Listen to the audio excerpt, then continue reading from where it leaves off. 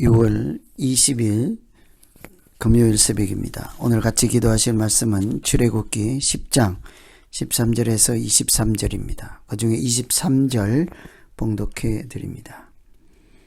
그동안은 사람이 서로 볼 수 없으며 자기 처소에서 일어나는 자가 없으되 이스라엘 자손의 거하는 곳에는 광명이 있었더라. 아멘.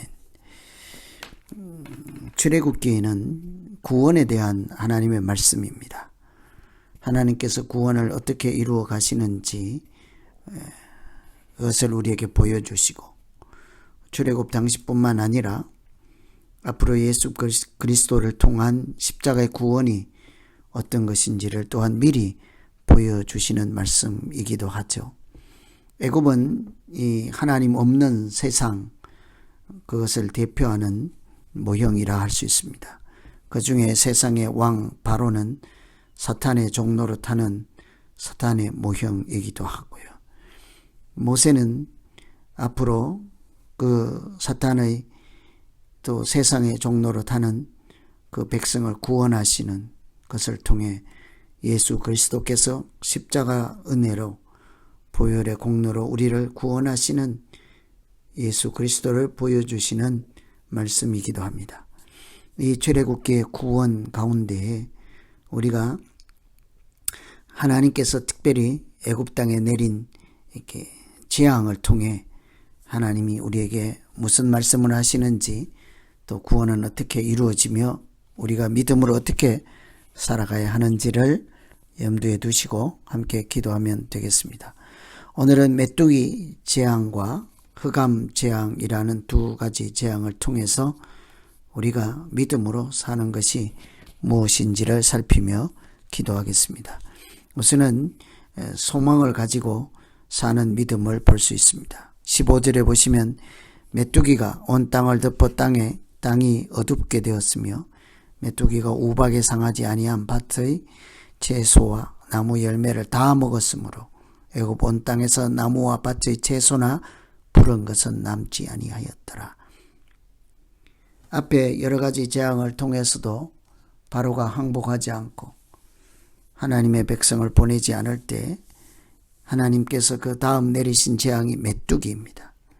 메뚜기는 옛날에 이렇게 공해 또 환경 오염이 심하지 않을 때는, 농약이 심하지 않을 때는 잡아서 메뚜기를 먹기도 하였습니다.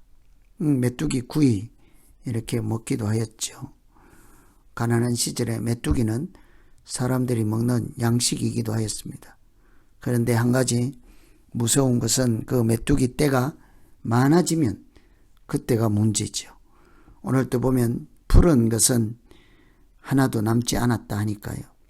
메뚜기가 지나가면 초토화 된다고 할까요? 하나도 남기지 않고 다 뜯어먹기 때문입니다. 우리는 메뚜기가 무슨 재앙이 될까 하는데, 사실은 엄청난 메뚜기 떼가 휩쓸고 지나가면 남는 것이 없다. 재앙 그 자체입니다. 그래서 이 메뚜기는 메뚜기 자체에 대한 문제가 아니라 땅에서 곡식이 자라고 추수를 하고 열매를 거둘 때에 메뚜기가 지나갈 때 그 땅을 지키는 신이 메뚜기에 대해서 아무런 조치를 내릴 수 없지 않습니까? 그래서 그 땅의 신이 무력하다, 아무것도 아니다 하는 것을 보여주시는 땅의 신에 대한 영적인 전쟁, 그것을 보여주는 것입니다. 땅의 신과 하나님이 참 신 되심, 우상의 무력함, 무능함, 이런 것들을 우상은 아무것도 아니라 하는 것을 보여주시는 또 다른 말씀이죠. 이 메뚜기 재앙이 휩쓸고 가서 남는 것이 아무것도 없을 때 바로는 드디어 그 입에서 내가 너희 하나님 여호와와 너희에게 죄를 지었다. 16절에 바로가 드디어 하나님께 죄를 지었다 하는 것을 고백하지 않습니까? 정말 많은 세월이, 많은 어려움이 지난 다음에 하나님에 대해서 이렇게 진심으로 하나님께 죄를 지었습니다. 이렇게 말할 수 있게 된 거죠. 그런데 곧이어 바로가 하는 그 태도를 보면 아직 진심으로 하나님께 대하여 회개한 사람이라고 할 수 없겠습니다. 11절에 이미 언급되었듯이 앞에서 보시면 이 장정만 가서 여호와를 섬기라. 양과 우양과 어린이나 또 노인이나 할 것 없이 우리는 다 나가서 하나님을 섬길 것이라 했을 때에 바로는 어른들만 가라는 거죠. 그런데 사실은 이것은 이 땅에서 예배를 드리라 하는 것과 마찬가지로 달콤한 제안 같기도 합니다. 그런데 사실은 너희는 이제 어쩔 수 없으니 가서 예배를 드리되 너희 자손들 후손들은 안 된다. 어차피 어른들은 돌아가실 날도 얼마 남지 않았고 기울어가는 세월의 가운데 있으니까 당신들은 내가 어떻게 할 수 없다. 그러나 당신들 한 분이다. 다음 세대, 그 다음 세대, 그 다음 세대들은 여전히 나의 백성으로 나를 섬기며 우상의 종노릇하며 살아야 한다는 것이지 않겠습니까? 이런 것을 보면 장정만 섬기라고 하는 것은 다음 세대는 여전히 종노릇하라. 그러니 우리가 믿음으로 산다고 하는 것은 나 자신만의 문제가 아니죠. 우리의 믿음을 다음 세대에 전달하고 또 우리가 땅끝까지 나가서 복음을 전하는, 그래서 믿음은 미래를 보고 소망 가운데 사는 것이죠. 나만 구원받으면 되는 것으로 끝나는 것이 아닙니다.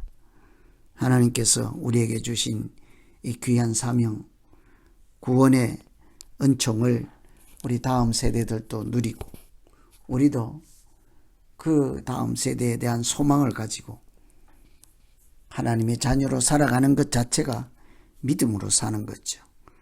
아시는 대로 우리가 예수 믿는다 하면서 지금 당장 눈앞에 보이는 것이 전부라 한다면 가장 불쌍한 사람이지 않겠습니까?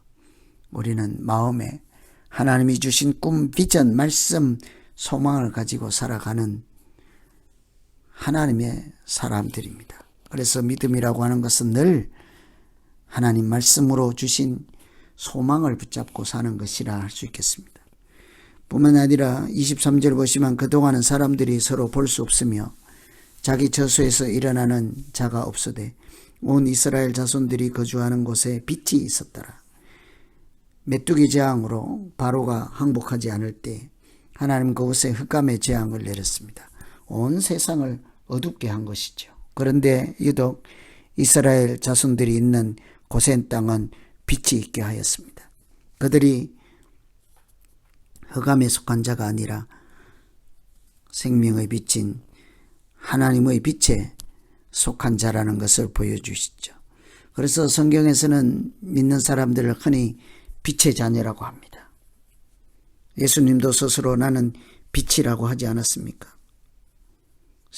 우리도 하나님은 너희는 세상의 소금과 빛이라 했습니다. 당연히 빛의 자녀인 하나님의 자녀인 사람들.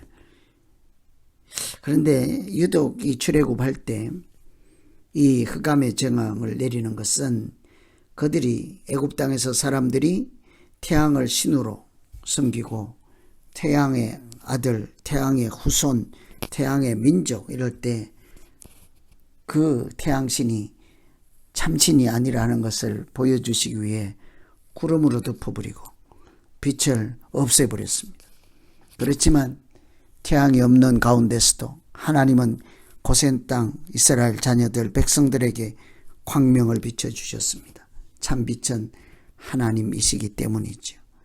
그래서 우리가 이런 것을 보며 믿음으로 살아가는 것은 빛의 자녀로 하나님의 자녀로 살아가는 것이라 할 수 있겠지요. 이렇게 메뚜기 재앙을 통해 전무후무한 재앙을 통해서 우리가 하나님께 죄를 지었습니다. 고백하고 하나님 앞에 나올 수 있도록 은혜를 주시는 것이 하나님께서 애굽 땅에 내린 재앙입니다. 뿐만 아니라 이스라엘 백성들에게도 너희가 빛의 자녀다. 어떻게 이 세상을 이기고 살아갈 것인가.